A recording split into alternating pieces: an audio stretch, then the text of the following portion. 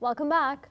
I Am Rohingya, a Genocide in 4 acts, chronicles the journey of 14 refugee youth who take the stage, both literally and on screen now, to reenact their family's harrowing experience in Burma and beyond, before, during, and immediately after the escalation of military violence in their native homeland, Rakhine State. Let's sit down and talk to Yousef, director of the film. Yousef, welcome to the show. Thanks for having me. So, let's start from the very basics. How did you even get into this role altogether? Into filmmaking? Yeah. So I've been sort of doing this most of my life. I grew up acting. I grew up on the stage. Oh, nice. Yeah, I always had a passion for it. I remember my parents used to drive me to acting classes on weekends. I was always in the drama class. I always had a passion for it. Mm-hmm. And I've been sort of doing it off and on throughout my life, professionally and just, as a hobby. And then filmmaking I kind of got into in the past few years of my life. I was working as an actor in Toronto, and I started noticing the roles I was going out for were kind of becoming stereotypical, like typecasting as like, the Arab terrorist and stuff. And I was kind of getting— You do fit the look.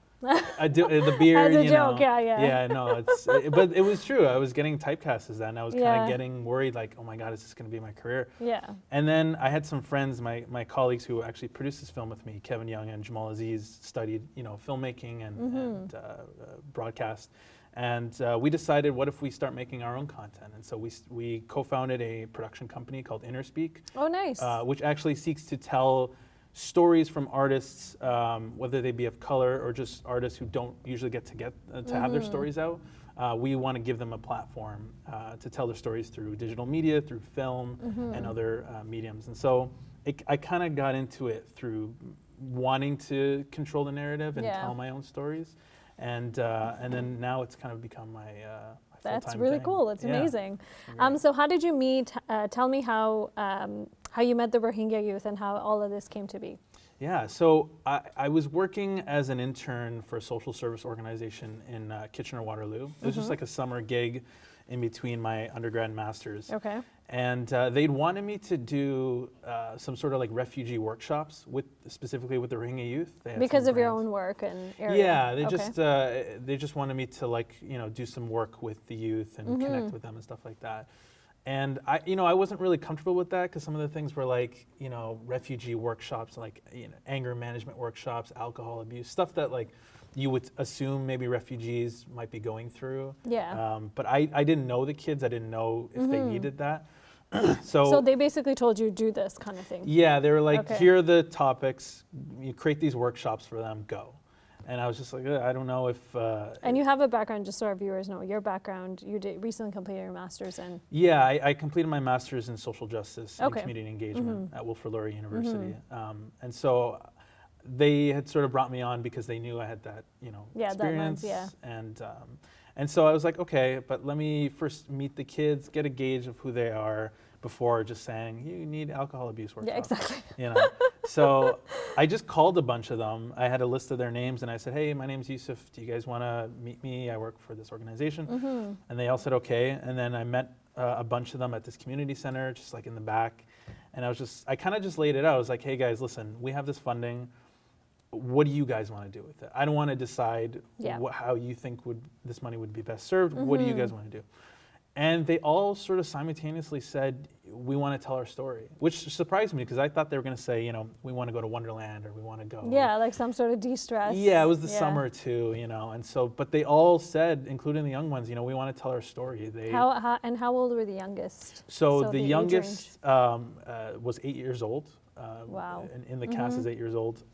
And all the ages in between, through high school ages up until 22, was Ahmed, who was the eldest. And they were all unanimous, that's what they told you? Yeah. There was no division. They were just kind of like, we want to tell our story. And this is at a time, the Rohingya issue has been in the news recently, but this was the summer of 2015, and there was little to no news coverage at all about it. And so they were frustrated that nobody knew who they were.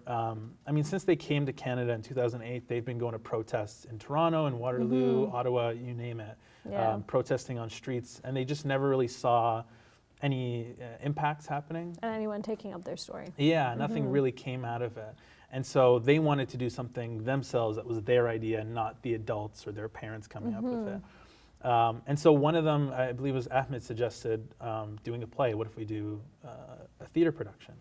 And in my head, I was like, that's perfect, like, you know. It's right up my alley. Yeah, I was like, this is meant to be. Like, Yeah. this is exactly how to use my skills to help them or just to work with them. Yeah. And, you know, so I was like, that's perfect. And then all the ideas kind of come in my head. And I was like, okay, so do you guys want to do this?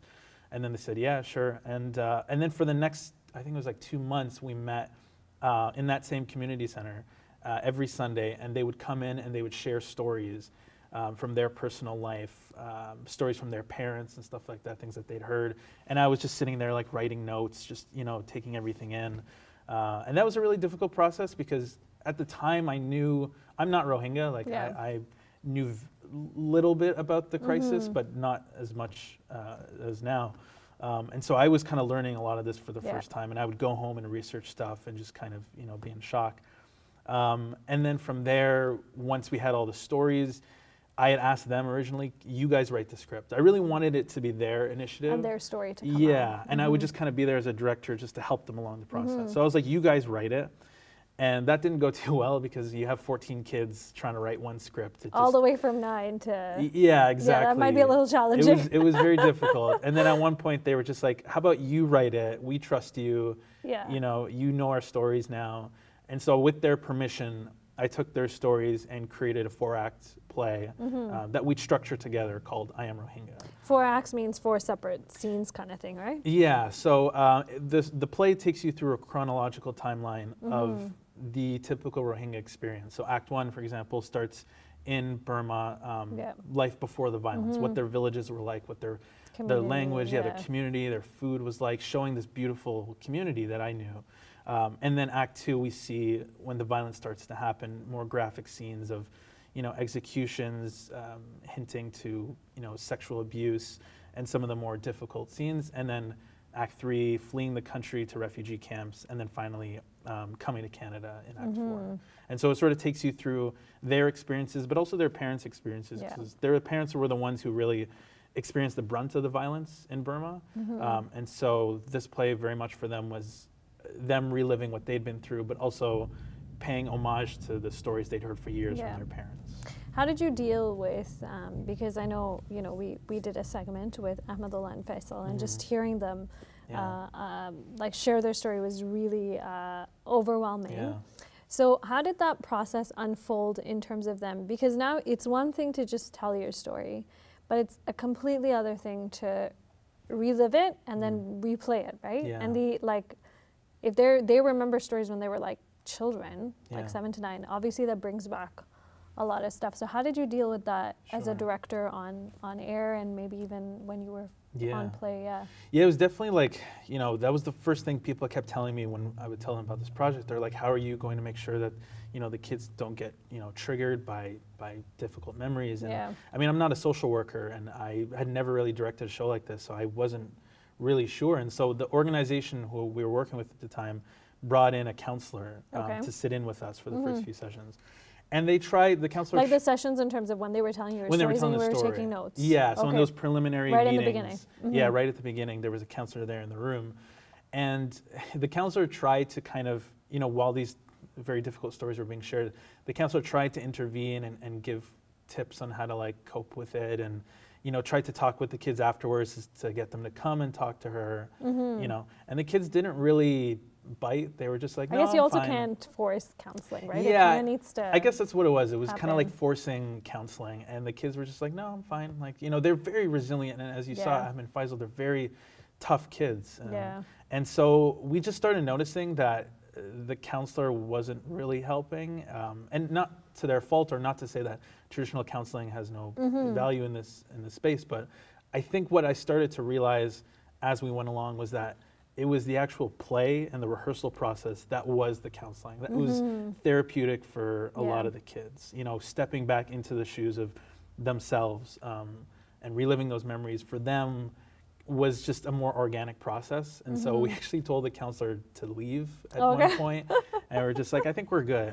And then it just became us, you know, myself, my co-director Zainab Ramahi, who, you know, we worked together and with the kids, and it was great because, you know, I'm not too much older than the kids. Like Ahmed and I are the same age, and so we're all kind of youth. And so I think that was really important because if I was like some older, experienced, you know, director, there would be sort of an intimidating factor, right? Yeah, I don't think they would have been themselves. They wouldn't have been as candid or as willing to do that. So I think the fact that we were all kind of in this together and you know, could relate was really helpful. But it was difficult for me because as a director, you know, my job is to try to get the best performance out of the actors. And you know, I've never been through almost all the things that they relived, and so it's hard for me. I remember there was a scene very vividly.